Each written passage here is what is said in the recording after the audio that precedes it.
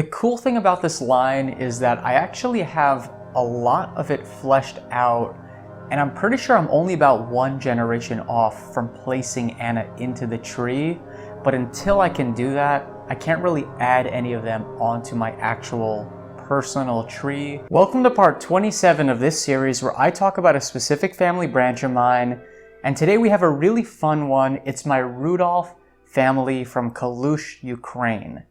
Now, on the last one of these, I talked about my Kohlberg family, also from Kalush, Ukraine, and so these two branches do tie in with one another, but unfortunately, this is one where I know quite a bit less about how I'm related to the people that I'm going to talk about. I also want to thank you folks for helping me pass 600 subscribers recently, so thank you so much for doing that. If you haven't already subscribed, make sure to subscribe and hit the notification bell, and also be sure to smash that like button for the YouTube algorithm. So thank you so much for doing that, and let's begin.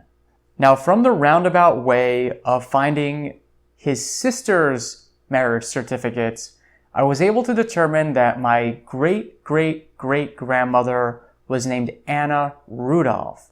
But unfortunately, she never came to America, so because I knew the Kohlberg family was from Kalush, it seemed pretty clear she was also from there, or at least from that area. Early on in my research, I was very lucky to find a DNA match who linked up with my grandmother's DNA, and this is quite a large match with a very big largest segment.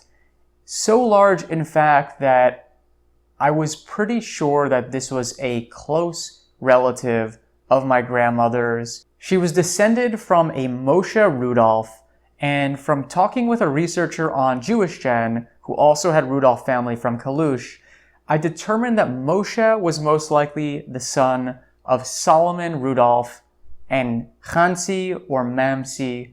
I'm not sure which one of those is her name, but those are the names that show up in the various vital records. So it was pretty clear that there's this patriarch Solomon. It seems that at various times Rudolf relatives lived in Kalush, the nearby town of Voyniliv, and of course the nearby city of Stanislavov, currently known as Ivano-Frankivsk. And the records here are very, very sparse. I was able to very well flesh out the tree of Mechel Rudolf, who is one of the oldest sons of Solomon. But it seems from the DNA match, the most likely candidate for being Anna's father is probably Moshe, just given the fact that we know that one of Solomon's wife's name was either Chansi or Mamsi. And if it was Chansi, that seems like it might be some sort of variation of Chana. And since we know that my third great grandmother's name was Anna, it's possible that she was actually named after her, which would make it less likely for her to be her daughter and more likely for her to be her granddaughter. But this is all a whole lot of speculation because, well, I don't know what Anna's Hebrew name was. To complicate matters even more, on the 1910 US federal census, Dora and Frida Kohlberg are living with yet another Rudolf branch who I have not been able to tie in with the rest of the family. Unfortunately, none of the records actually mention my third great grandmother, Anna, and this has been very frustrating because it seems that she could be the daughter of one of them or even a sibling. The cool thing about this line is that I actually have a lot of it fleshed out, and I'm pretty sure I'm only about one generation off from placing Anna into the tree. But until I can do that, I can't really add any of them onto my actual personal tree. So that's a little bit frustrating. If only a few more generations worth of records were to be released from Kalush, that would probably help blow this whole thing wide open. As it stands, this is one that I've just had on the back burner for a long time because I do feel that I've gone as deep as I can with what is readily available. That being said, a lot of things could pop up.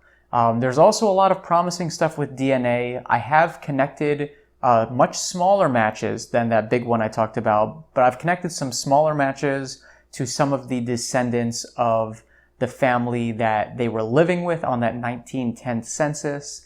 So I know for sure that those were relatives, and I know for sure that Moshe was definitely a relative, possibly the father. This DNA match's grandfather had even been a witness to my third great aunt's marriage, which lent even more credence to the idea that maybe this branch, Moshe Rudolf, was the one that I was related on. But unfortunately, the DNA match was unable to recount any people from my branch, even though she had met a number of other Rudolf relatives when she was a kid. But when I sent photos and things of that nature, there was nobody that they recognized, which was a little bit disheartening, because it means that right now it seems like my only real options for solving this brick wall are going to be through more Kalush records. I would rather just be patient in this instance until I feel very, very confident that I have the correct person. So that's what's going on with my Rudolf family line. Hopefully sometime I will come back with an update saying that I've smashed through this brick wall. But for now, that's where we stand. So thank you so much for watching this episode, and once again, thank you for helping me get through 600 subscribers on the channel. We only have a few more of these Meet My Family videos left, and the rest of them are going to be in a similar region, the region of Stanislavov in Galicia. So if you're into Galician Jewish genealogy, stay tuned because we have more coming up.